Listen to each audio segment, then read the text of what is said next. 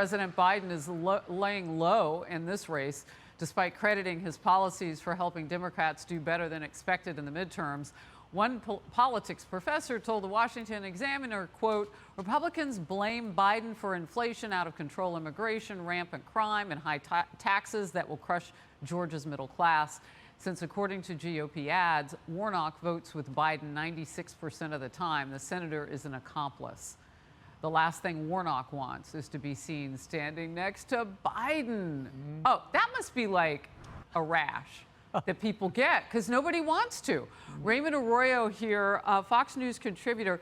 But you know what, though? He's not the head of the party. It's Obama. Well, and that's why Obama's showing up in Georgia. Look, Georgia is the South. Tone matters in the South. You can't be bringing Joe Biden in, who's at 43% approval rating. They're feeling some economic pinch in the surrounding area. Well, I know what tone that is. Yeah. Tone deafness. Tone deafness. But Obama still excites the crowd. And look, Raphael Warnock needs to turn out those black voters. And Obama is the only person in the party, let's face it, who can really galvanize them. Let's talk about what Republicans need to do, because Warnock has a war chest now of $45 million. And you can say politics should not have that much cash in it, but they do, and I don't think you can change that in 6 days. So Republicans, what do they need to do? Well, they have a ground game, supposedly. 8,000 volunteers going out door to door. That's good. They need a ground game. They also need an infusion of cash and energy. I don't quite see that for some reason in this race. I don't know if when the Senate final tally showed up, they said, oh, this isn't as important a race. It is an important race. It's important to have every vote you can. So, in Georgia, this is a little bit like inviting Biden going down there would be like inviting Kim Kardashian to the ladies' Bible study. If you want new members, you probably don't do that. And in this case, they need to keep Biden off stage. But the Republicans still have a challenge. I don't know if Trump's going on in here or who's going in, but some heavy hitters should be showing up in the next week for Walker.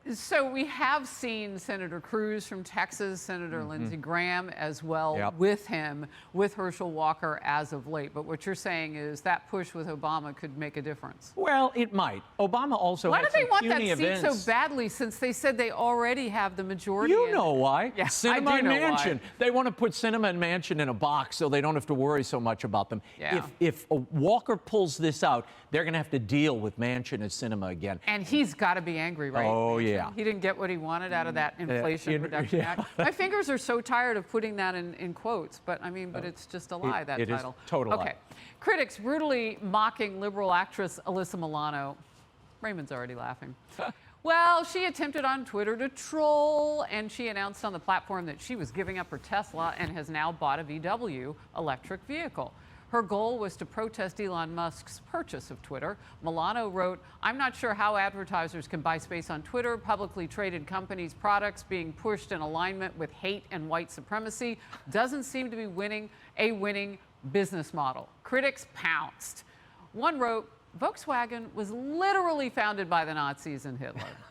Another calling Milano so brave. Musk himself actually tweeted, endorsing one of the critics with some emojis. Raymond?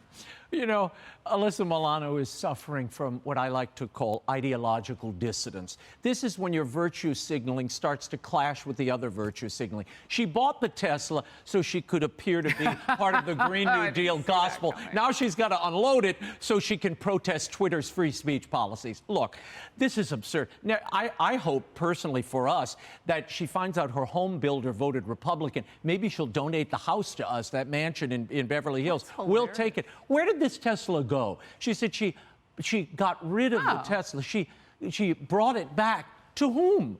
To the dealership? Who did she take it back to? Was it a trade-in for the VW? I don't know, but I don't know. Thank goodness she didn't trade for a Ford, because he was also a Nazi sympathizer. Oops. Where do you draw the line here? I mean, how many? You got a lot of material on her. A lot of dissidence happening here. Yeah. So where I thought you were going to go is that she had traded in her wokeness for actually reading and studying what went on in the 1950s. No? Why would she do that? World history? No, she did that show, Who's the Boss? Elon Musk is. Ooh, okay. Good to see you. Raymond Arroyo, outnumbered is after the break.